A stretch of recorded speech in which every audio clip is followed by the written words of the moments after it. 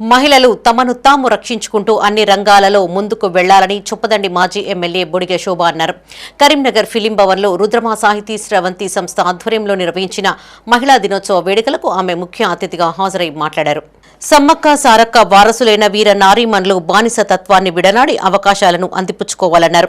ఏ రంగంలో ఉన్న మహిళలైనా సాటి మహిళలకు సపోర్టు చేయాలని విజ్ఞప్తి చేశారు. ప్రస్తుత తరుణంలో సోషల్ మీడియా ప్రభావం పిల్లలపైన పడకుండా చూడాల్సిన బాధ్యత తల్లిదండ్రులపైననే ఉంటుందన్నారు. చాకలి ఐలమ్మ లాంటి వారి పోరాటాలను స్ఫూర్తిగా తీసుకోవాలన్నారు. అనంతరం డాక్టర్ అడవాల సుజాత, నామని సుజనాదేవి, స్వప్నకృష్ణ, పెనుగొండ సరసిజ, తోట నిర్మలారాణి తదితరులు ప్రసంగించారు. ఈ సందర్భంగా మహిళలు ఆటాపాటలతో సందడి చేశారు. ఈ సందర్భంగా రచయిత్రి డాక్టర్ అడవాల సుజాత తన తల్లి సత్యమ్మ మెమోరియల్ సాహితీ పురస్కారం పేరిట ఏటా ఒక మహిళకు 1116 రూపాయలను అందజేస్తామని ప్రకటించారు. అలాగే వృద్ధుల ఆశ్రమంలోని వృద్ధులకు భోజనం ఏర్పాటు చేసి వారిని సన్మానించారు. ఈ కార్యక్రమంలో సంస్థ ప్రధాన కార్యదర్శి నేరెళ్ల శోభారాణి, రేగులపాటి విజయలక్ష్మి, సునీత ప్రయాకర్రావు, నామని సుజనాదేవి పాల్గొన్నారు.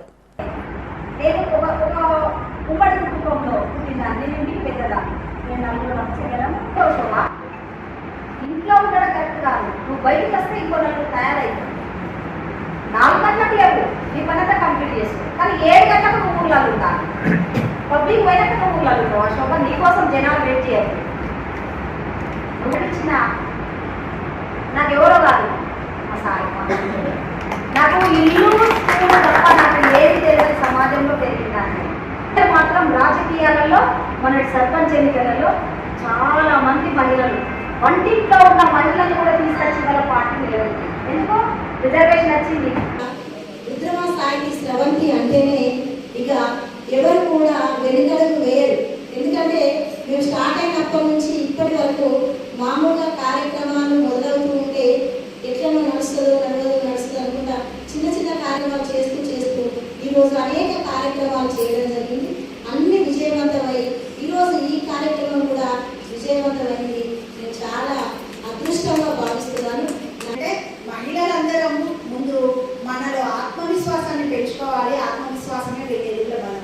ఆ ఆత్మవిశ్వాసం ఉన్నంత కాలం ఎంత పెద్ద మగాడు వచ్చినా, ఎంత గొప్ప వాళ్ళు వచ్చినా మనం ఏమి చేయలేదు.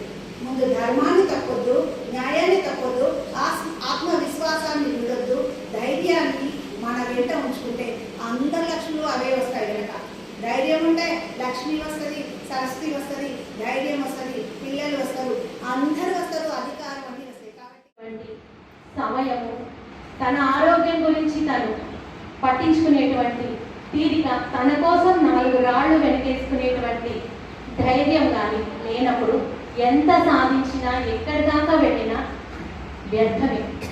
నాకు ఇది కావాలి అని అడిగే మహిళలు ఎంతమంది ఉన్నారు? చాలా వరకు మహిళలు వారి సమయాన్ని, అంటే వారి భోజన సమయాన్ని, వారి నిద్ర సమయాన్ని, వారి అని ఆ రెండింటినే చాలా వాయిదా వేస్తారు, త్యాగం చేస్తారు. అసలు ఒక మహిళ కంటి నిండా నిద్రపోవడానికి కొన్నేళ్లెదురు చూస్తుంది. అలాంటిది తన కోసం ఏ పాటి దాచుకుంటుంది? ఇదంతా ఎవరో చెప్పాల్సిన అవసరం లేదు, మనకు మనం తెలుసుకోవాల్సింది. ఒక మహిళ గురించి ఎవరైనా పట్టించుకుంటారు, ఎవరైనా ఆలోచిస్తారు నిజంగా అంటే అది ఆ మహిళ మాత్రమే, ఇంకెవరు కాదు. ఆమె తండ్రి కాదు, భర్త కాదు, కొడుకు కాదు, ఎవరైనా కావచ్చు. కానీ తన గురించి తను పట్టించుకోనంత వరకు, తన గురించి తను ఆలోచించుకోనంత వరకు, తన గురించి తను సమయం తీసుకోనంత వరకు ఆ మహిళ పురోగతి సాధించినట్టే కాదు.